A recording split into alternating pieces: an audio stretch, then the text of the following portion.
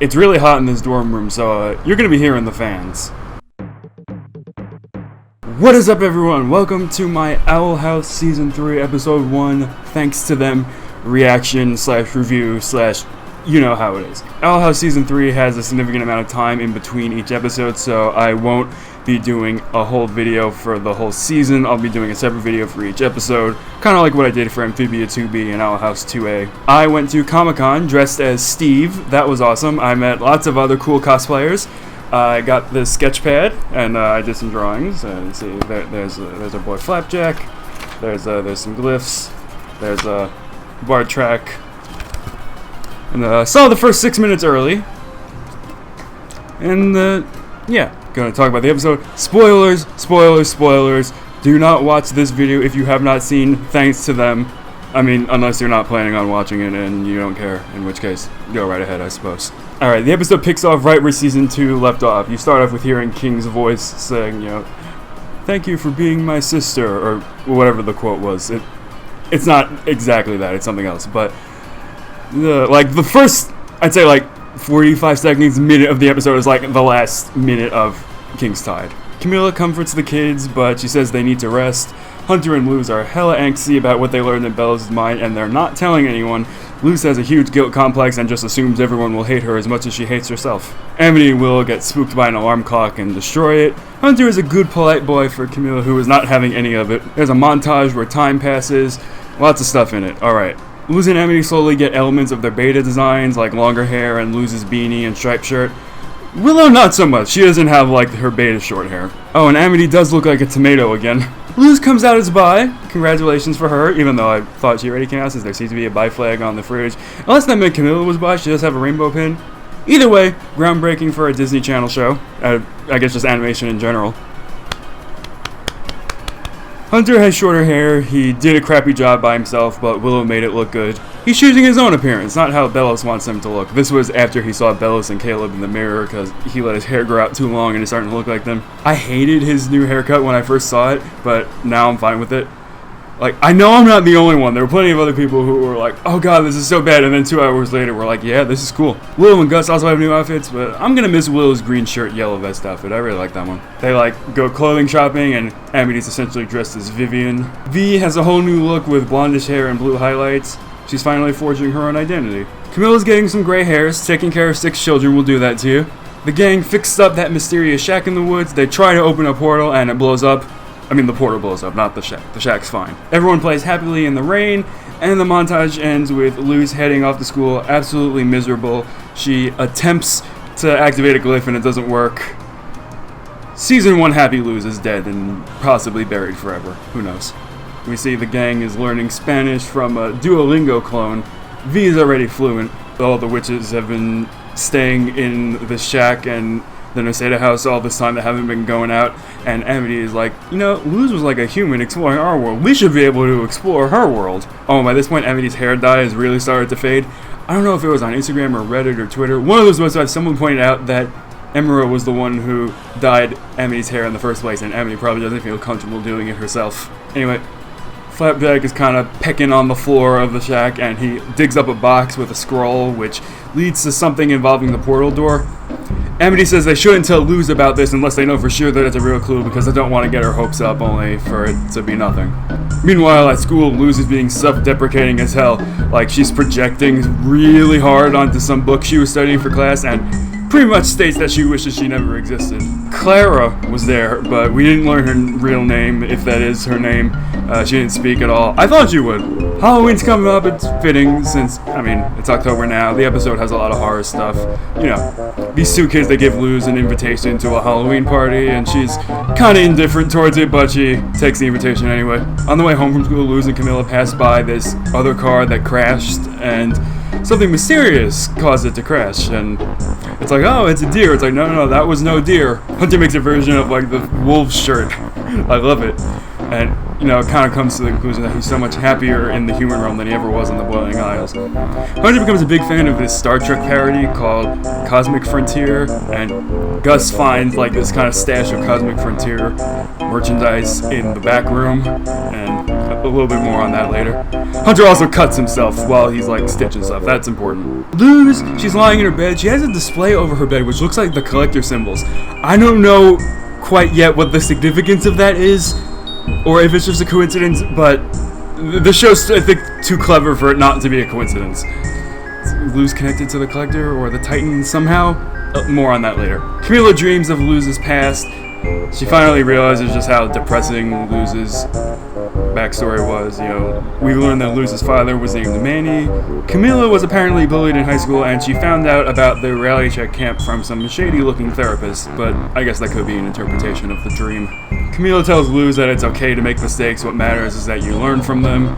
Oh, and this flashback has me fully convinced Luz's talisman is going to be a snake.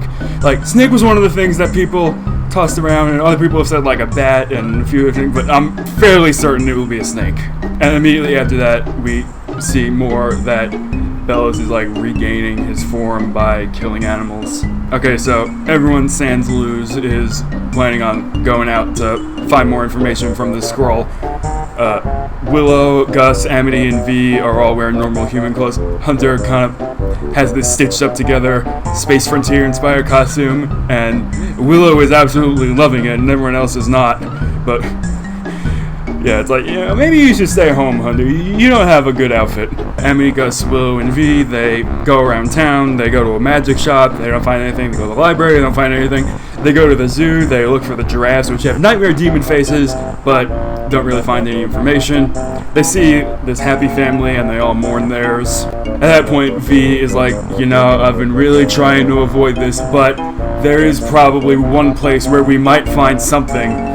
Takes them to the Historical Society, but it's under new management now, so that's good. V's goth friend works there now. They're named Masha, has like nails with the non-binary flag. Ship tease between the two of them. Anyway, Masha tells the gang that this scroll is like a rebus puzzle, and you know, it has a hidden message, and eventually the gang is like, oh, but this is about Titan's blood. We can find Titan's blood. And then V notices a map of like the old Gravesfield cemetery. This is like the same as the scroll, so that's where we're gonna find the Titan's blood. V is like, wow, you guys must have been friends forever. And Amity and Will are like, yeah, sure. No. Luz is at the vet clinic with Camilla. She has her talisman egg under a desk lamp to keep it warm. Thinking of Roger. You were probably thinking of Roger too. While she's there, a glyph almost works. Like, not really, but there's like a little spark. Hunter notices the bellow scoop. He leaves Flapjack behind so he won't get hurt. He tells Luz and she investigates with him. Luz puts on a king mask and Hunter puts on a Hootie mask. They go down to the basement of that shack, which was hidden away. They found a possum down there. Bellows wasn't there, or was he?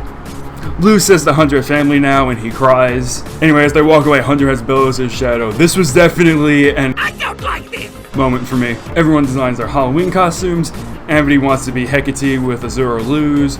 Gus and Hunter are dressed as Space Frontier characters. Camilla is really weird about the fact that they know about Space Frontier, something she enjoyed watching with Manny, I guess. Willow's kind of got this bat look. I'm not sure if it's supposed to be a certain character, but I think it's just a bat. And Luz's eyes look a little blue here. I'm like, And Luz records a diary entry on her computer with Luminy wallpaper. She says she knows what she has to do, and her eyes are like kind of blue again. At the Halloween party, Hunter thinks he hears Bellows again, and we see some of the goop is like on the back of his neck. Some people put in a witch trials recreation. Gus loses some brain cells when he just like does magic in public. And that S-bag, Jacob Hopkins, comes back and is like, we must kill the witches, but he gets tackled. Masha tells the story of the brothers Wittebane. They tried to fit into the society they were in and became witch hunters. They met a real witch named Evelyn. She lured Caleb away. Philip set off to save Caleb and bring this witch to justice. Neither were seen again. So far, it's technically not confirmed that Evelyn is Ida's ancestor, but that would make 3 witches in the family so far with Lynn at the end of their names. We still have 2 more episodes, though. There's definitely going to be more to that. Eventually, Hunter admits that, yeah, we had this plan to find this Titan's blood, and Luz feels really guilty that everyone liked to surprise her. Luz is like, okay, I'm going to find the Titan's blood first, so we don't have to deal with that. Hunter's eyes become blue again, and he gets mad. He makes Flapjack steal the rebus. Camilla watches several of Luz's sad video diaries from over the years. We learn that Manny left her the Azura books in the first place, so that kind of represent the only connection she has to her late father. Anyway, she sees that the thing Luz decided to do was stay in the human realm permanently, and Camilla is like, no, we're not doing this. Anyway, Luz and Hunter are trekking through the woods.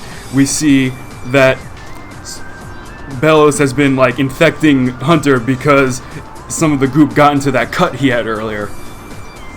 Luz tries the glyph again, and it works, kind of, like a little light glyph comes up.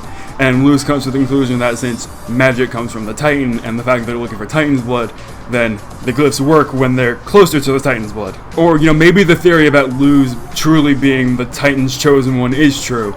Because, there's like that moment in season 2 when Bellows is like, it's almost like the Titan was working against me and was aiding you the whole time. And like, it could just be he's just blaming a higher power for his shortcomings, but maybe he was right. Camilla and V regroup with Willow and Amity and Gus. None of them have seen Luz and Hunter, but they decide to run off in the woods because, well, that's where the Titan's blood is anyway.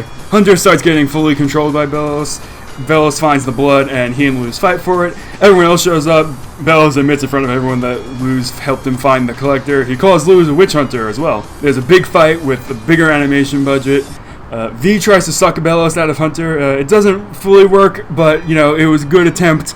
Everyone was like, oh, V is going to be the one to defeat Bellows. I'm like, yeah, it would be so fitting, but no. Bellows crushes Flapjack, and that makes Hunter fight back from within. He admits all the things he wants to do. He throws the blood into the water. Bellows kind of jumps in. Camilla dives for him. Bellows kind of like extracts himself from Hunter with the Titan's blood. He makes a portal and escapes back to the demon realm. Hunter almost dies, but Flapjack sacrifices himself to save him. Hunter gets him new scars. His eyes are brown now. I'll talk a little bit later about what I think the significance of that is. Luz accidentally mentions Grimwalkers when it's like, oh, Hunter is dying, what do we do? But they don't really dwell on that. Luz does admit the truth about helping Philip. Luz is legitimately shocked that the others don't hate her.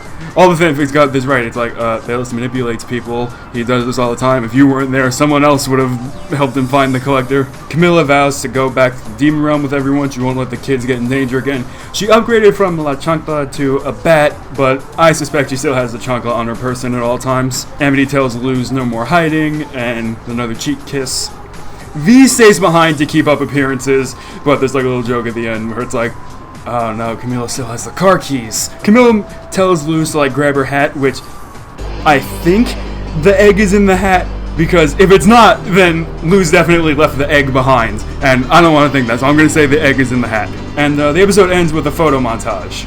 I think that this episode is what's been going on Earth for few months. The next episode will also pick up where Hexside left off, but show the Boiling Isles perspective, and then episode 3 will combine the two. Like, it'll start with Luz and company coming back to the demon realm, and everyone regroups and fights the collector. Everyone's gonna fight till the end for Flapjack. Also, Bellows said goodbye to Evelyn when crushing Flapjack. Does that somehow mean Evelyn was Flapjack? Does Hunter have magic now? Is he a real witch? Because he doesn't have the Grimwalker eyes anymore, and like, did Flapjack like transfer his magic into Hunter, or her magic, or I don't know. I'm kind of just spitballing here, but it's an interesting theory. I recorded my live reactions to the episode because I wanted to show some highlights. The audio became unusable, but the video is fine, so I'm just gonna narrate over the main points. Here I am before the episode starts saying, this mama is not ready for trauma. I complain about the commercial breaks. I'm like, I didn't even know she was that depressed. I react to the wolf shirt. I was so excited about that. I predict Luz's Palisman and then immediately react to the little Bellows beast. Reacting to the Huntlow moment. Look how excited I am. I'm even more excited about that than the wolves. I noticed Masha's nails. I complain about the commercial breaks again. I loudly say, oh shit!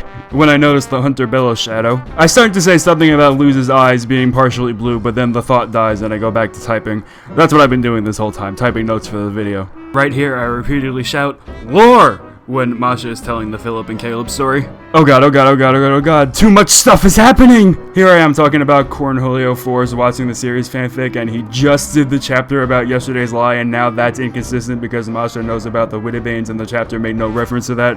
I mean, it's not his fault, it's not like he would have known. I get traumatized over Flapjack getting cracked, and then a couple of minutes later, I'm traumatized again by his death. I may have called him my baby precious. I don't know if the next 2 episodes will have live reactions. It honestly depends on when they air. I'll try to make sure that audio glitch doesn't happen again. Alright, acronym guesses. Season 1 was A Witch Loses a True Way. Season 2 was Seek the Key, Fear the Lock. Now, Season 3 only has 3 episodes, and it starts with a T, so it's thanks to them.